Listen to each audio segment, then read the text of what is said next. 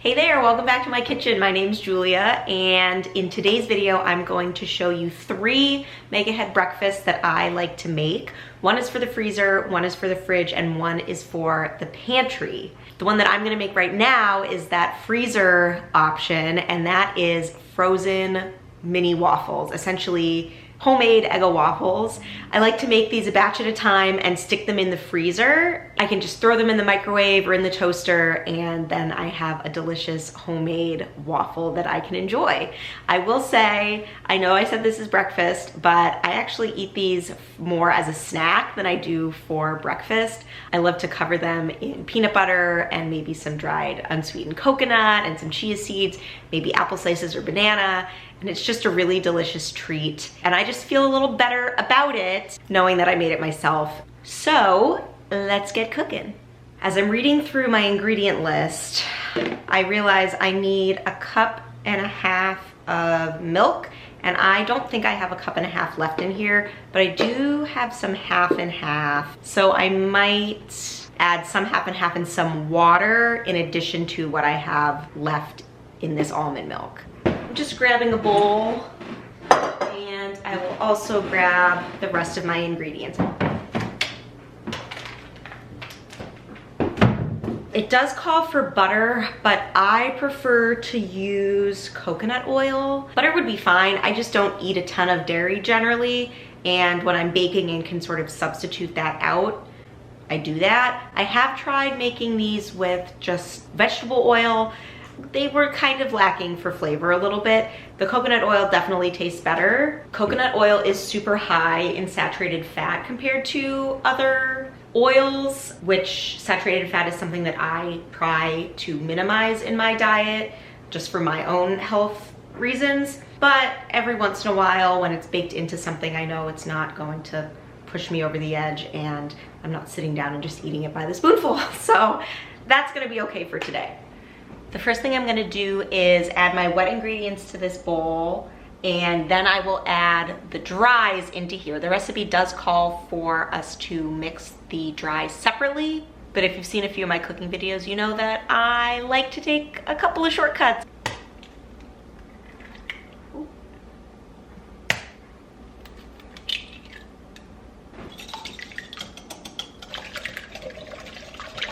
My 2 eggs are beaten, so next I will add my milk, vanilla, and like I said, I'm not using butter, but instead I'm gonna use some melted coconut oil. So first, oh, that is almost perfect. I am just a tiny bit shy of what I need. So honestly, I think I'm just gonna add a splash of water and call it a day.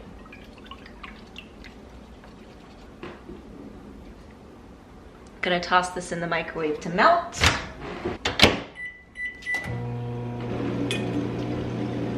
And a teaspoon of vanilla.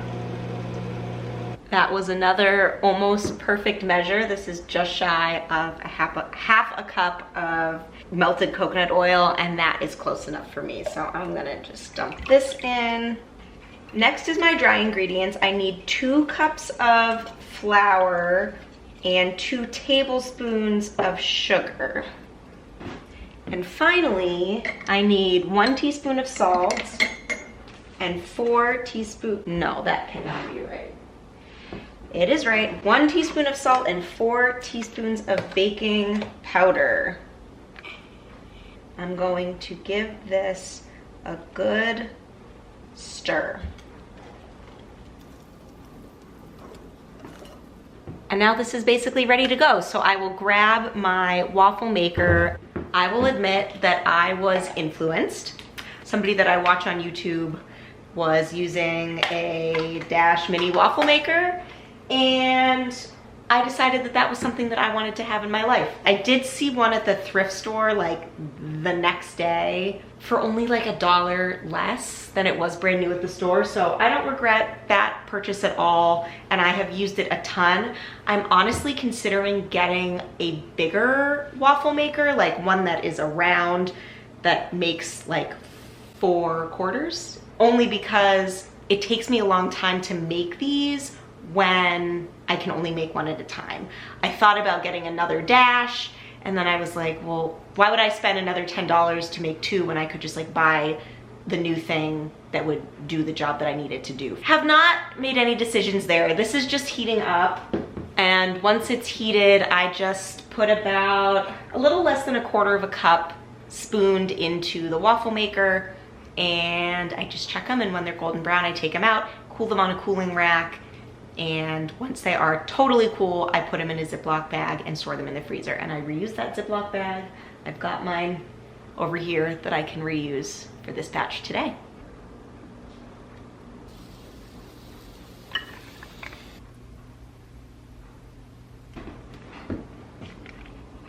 Ooh, beautiful. Just gonna set these to cool, and we go again. I've actually decided this first one I'm gonna eat. Getting out my peanut butter. So I take this, slather on a little bit of PB, add some unsweetened coconut flakes, and a little bit of chia seed. I usually do this on a plate, but I don't feel like dirtying a plate. And there we have a gorgeous homemade Eggo waffle.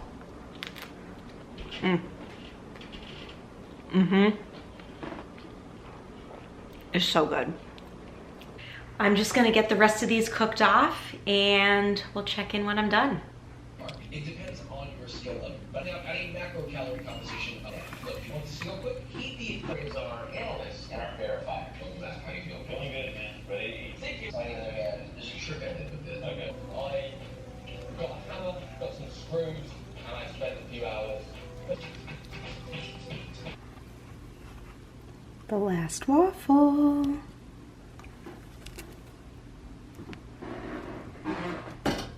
So like I said, I'm gonna let these cool completely before I put them in the freezer and pull them out whenever I want them. This recipe gave me 13 waffles. There's 11 on my pan, but I ate 2 of them already. Freezer breakfast done. Next up is our breakfast for the refrigerator. This is steel cut oats made in the Instant Pot, and it's actually zucchini steel cut oats. It has all the ingredients that you'd find in zucchini bread, but it is in breakfast oatmeal. So you get a little bit of veg, you get that good hearty stick to your ribs oatmeal, and what more can you ask for? Full credit to Becky from Acre Homestead for this recipe and the inspiration. I love zucchini bread, and this is another way to eat those delicious flavors, except for breakfast. So what we're gonna do is make a full pot of this. I'm actually gonna cut her recipe in half. This will be enough breakfasts for like 4 or 5 days for me, depending on how much I eat. I find that the portion that I eat of steel cut oats is a lot smaller than anything else I would eat for breakfast. It is just so dense and really hearty. But I will show you how I'm gonna make it, and once it's made ahead, we just pop it in the fridge and scoop out some portion to reheat each day of the week. Like I said, I will be cutting this recipe in half, but I will link the recipe in the description in case you are interested in trying this yourself. Actually, I'll put all the recipes down there just so that you have them. For my half recipe, I'm gonna use 1 cup of steel cut oats.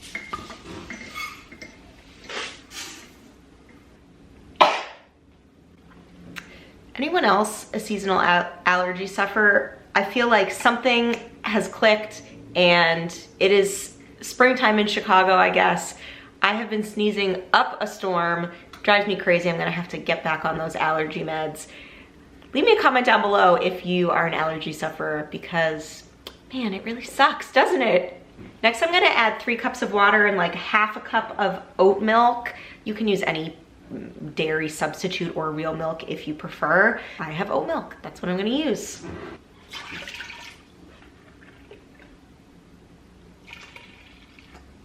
That was a little too much, so a sip for me. Now here's where it starts to get fun. Like I said, this is like zucchini bread flavor, so we're gonna add 1/4 cup of brown sugar. And I just started making my own brown sugar. Did you know you can make brown sugar with white granulated sugar and molasses, and you can make it as light or dark as you like. So again, because I am halving the recipe, I'm just gonna put in 1/4 cup, about a half teaspoon of salt, a teaspoon of cinnamon, a little more than a teaspoon, and can't forget a splash of some beautiful vanilla extract. Mine is homemade. So good, cannot be beat. I'll put probably about a teaspoon.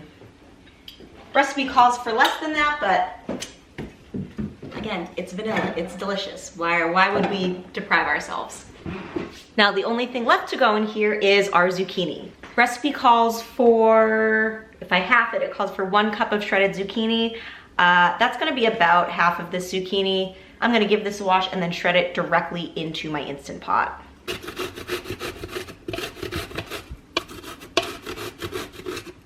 I'll give this all a little stir to combine, get everything well mixed. And like I said, you're getting a little extra veg in during breakfast. I'm going to cook this on manual. I'm gonna cook this on manual for 4 minutes, and then I'm gonna let it natural release for 10 to 15 minutes, and then we'll see how we're doing. This has been natural releasing for 16 minutes, so I'm gonna quick release the rest. And we'll take a look inside. Through the steam, I can see it's a little bit soupy, so what I'm actually gonna do is just turn my Instant Pot on saute and get a little bit more of the moisture cooked out. I just prefer my oatmeal to be a little bit thicker, a little less watery. It will continue to thicken up as it cools as well. And again, this is just my preference. I'm gonna let this keep cooling just for a minute, and then I will give us a taste test.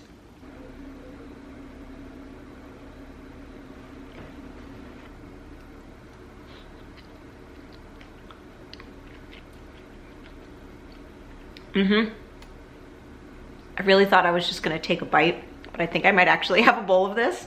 It's really good. It's sweet.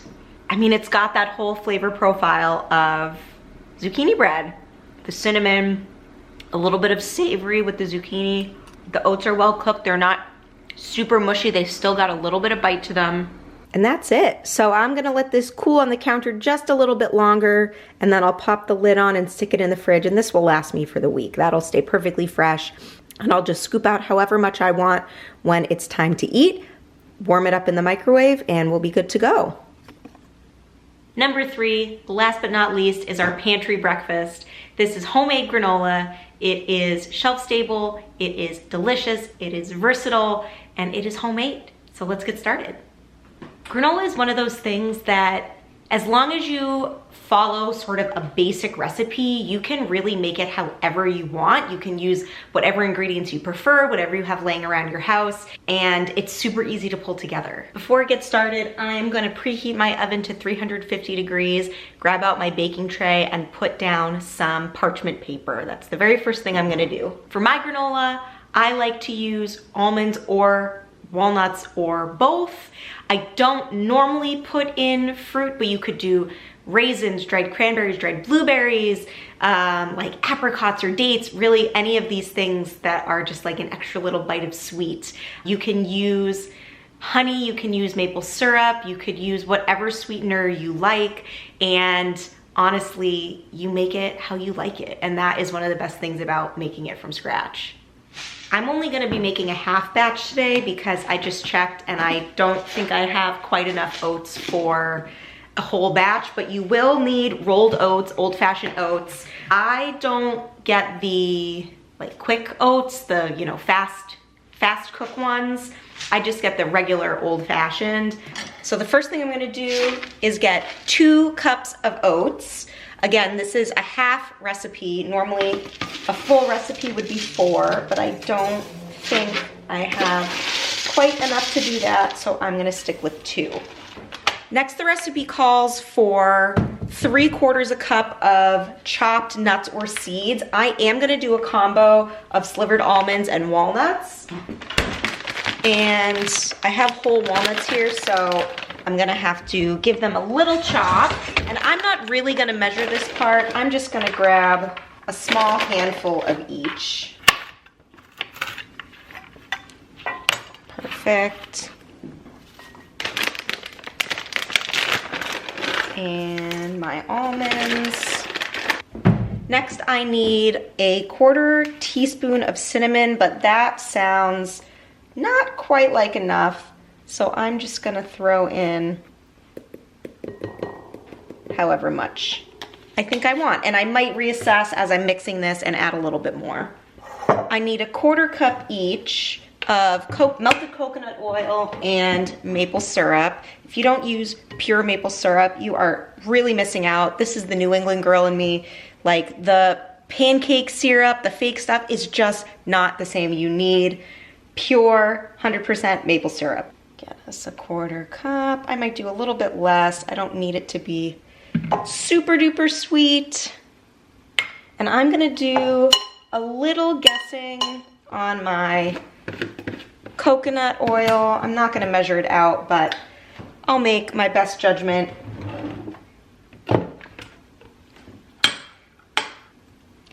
Throw this in the microwave to melt. And while that's melting, the last ingredient I have here is some vanilla. And again, we measure vanilla from the heart in this household. All right, I have my coconut oil out of the microwave. It is 99% melted. I'm gonna see how well I did. Oh yeah, I'm pretty good at eyeballing this oil. This is just shy of a 1/4 cup. And then the only thing left that goes into this is a little bit of salt. You can use table salt, you can use sea salt. I'm just gonna do a little pinch like that. If you wanna put anything like coconut flakes or anything, you'd wanna mix that in at the end, or at least partway through, because those will just burn if you leave them in the oven the whole time. But you can absolutely mix things in at the end. You could even do freeze-dried fruit, freeze-dried berries, kind of like Special K red berries style. Whatever you want, you can mix in after it's done. So we're just gonna give this a nice mix. Get everything well incorporated and make sure that all of the oats are coated in both maple syrup and oil. This is how we are gonna get it clumpy. Granola is fine if it's not clumpy, but it's really great when it is clumpy and has that crunch to it. You can see how easy it is. Now all we do is dump our granola onto our baking sheet and spread it into a nice even layer to bake. I especially love to eat this in the summer. I pour milk over it just like cereal, and I top it with fresh fruit, and oh, it's just such like a good fresh breakfast in the summertime. All that's left to do now is bake, so I'm gonna pop this in the oven. And in about 10 or 12 minutes, I'm gonna give it a stir and then pat it down just to help form those clumps a little bit more, and then bake it for another 10 or 12 minutes. It's been 10 minutes. I'm just gonna give this a little bit of a stir, a little bit of a flip. It smells amazing. Sweet and cinnamony and nutty. And now for the last 12 minutes or so, I'm going to just push down with my spatula to encourage some of that clump formation. I will say, if you like a super clumpy granola, this recipe is probably not the best. I know there's recipes that use flour or cornstarch or like way more oil and sweetener just to help those pieces stick together. This is like moderately clumpy, but I'm gonna put this back in the oven for another 12 minutes or so, and I'll show you when we're done. Oh my gosh, it smells so good. This smells so good. Nutty, cinnamony, vanilla. It's just like, oh, I can't wait to eat it. But In order to let it set and let it actually get some of those crunchy bits, we do need to let it cool completely. Once it's cool, basically I will just gently break it up and I store it in an airtight container. And like I said, I keep it in the pantry. I eat it just like cereal. This is the point where if you were interested in mixing in dried fruit or freeze-dried fruit or coconut flakes, anything like that, you would do that when you are putting it into your airtight container once it is completely cooled.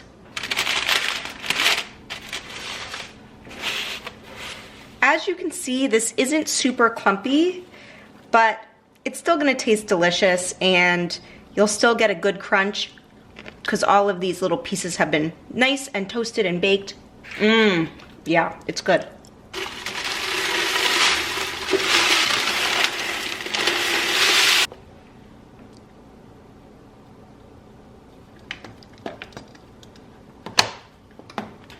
And that is all she wrote for today's video. Thank you so much for hanging out with me as I got some of this make-ahead breakfast prep done. Don't forget to give this video a thumbs up, and if you haven't subscribed, please make sure you subscribe to my channel. It really helps my channel grow and reach more viewers.